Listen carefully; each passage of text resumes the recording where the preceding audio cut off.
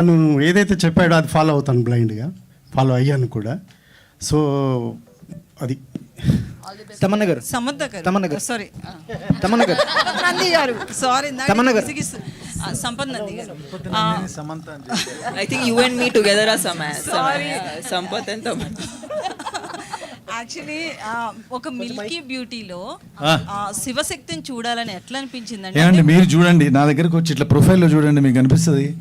నేను చూడడం కాదు, మీకు అనిపించట్లేదు. Look at her nose. No, I'm actually curious. What do you mean by? Ante me? No, one second. I'm asking. You're a woman also, right, ma'am? What's your name? Lakshmi. Lakshmi. It's not your negative No. question. Actually, I know the question is the answer also. Okay, you're saying Milky Beauty. Why you looked at a Milky Beauty and thought that she can be Shiva Shakti? Your question, ma'am, has the answer in it.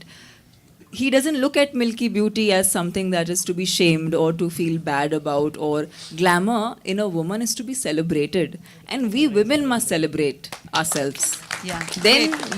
Then we can expect other people to celebrate us. But if we look at ourselves in a certain way, then nobody can respect us, right? Here we have a wonderful gentleman who doesn't look at women like that. He looks at women like divine. Yeah, And great. divine can be glamorous, divine can be lethal, divine can be powerful, divine can be many, I mean, a woman can be many things. And you have a wonderful name. Your name is Lakshmi. Yeah, thank So you. you must know how powerful that is. Actually question ఏంటంటే రావట్లే ఇప్పుడు ఆమెని ఒక సద్గురుని కలిసినప్పుడు ఒక శారీలో చూసిన పిక్కి మీకు ఇన్స్పైర్ అయ్యారు శివశక్తి క్యారెక్టర్కి అనిపించింది అన్నారు. బట్ ఏంటంటే ఒక పిక్లో చూడడం వేరు, ఒక ఫోటోలోనే ఒక గెటప్లో చూడడం వేరు, రియల్గా సెట్స్లో చూడడం వేరు. ఈవెన్ ఇప్పుడు ఆమెని ఒక ఫస్ట్ రిలీజ్ చేసినప్పుడు ఫస్ట్ ఫ్రేమ్లోనే తమన్నా శివశక్తి అనేది అందరూ కూడా షాక్ అయ్యారు. At the same time teaser చూసినప్పుడు అంతే బాగుంది అని అంత మంచి టాక్ కూడా వచ్చింది. సో ఎవరికైనా కూడా తమన్నాని ఎలా చూసారు అనేది అనిపిస్తుంది.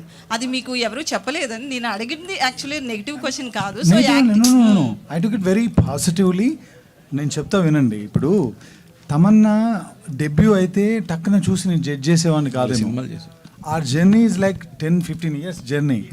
తను ఎలా వాక్ చేస్తుంది, ఒక యాక్షన్ చేసేటప్పుడు ఎలా ఉంటుంది. మీరు సిటీమార్లో చూస్తే రైల్వే స్టేషన్లో ఒక సీక్వెన్స్ ఉంటుంది.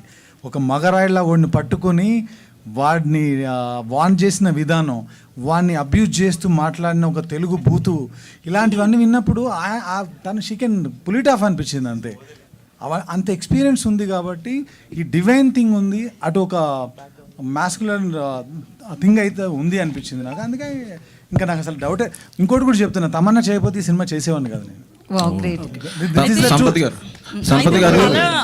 వదిలే 1లో తల నరికి తీసుకెళ్లే సీనే ఆ సినిమాని ఆడుకో తీసుకెళ్ళిపోయింది.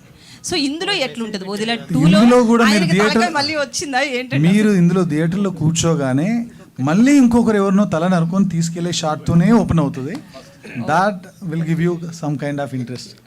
అయితే థియేట్రికల్ రైట్స్ విషయంలో చాలా టఫ్గా ఉన్నారని అంటున్నారు. టాక్ ఏంటంటే ఓటీటీ రైట్స్ కూడా బాగా పోయిందని చెప్పి తెలిసింది. అయితే థియేట్రికల్ రైట్స్ విషయంలో కొంచెం ఎక్స్పెక్టేషన్స్ ఎక్కువ పెట్టుకున్నారు అని. ఈయన అన్ని ఖర్చులు పెట్టాడండి. నన్ను ఎక్కడో ఉంటాయని మా ఇద్దరికి పెద్దగా అంతకుముందు 100 ఏళ్ళ జర్నీ లేదు. నమ్మి కథను నమ్మి ఆయన సినిమా, మీరు ఇందాక అడిగారు కుంభమేళకి ఎంత అయిందని, మీ దాకా ఆ న్యూస్ వచ్చిందంటే ఎంత నమ్మి పెట్టారు. ఆయన పెట్టిన డబ్బులు ఆయనకు వచ్చేలాగా మేము అడగడం తప్పు కాదు కదా.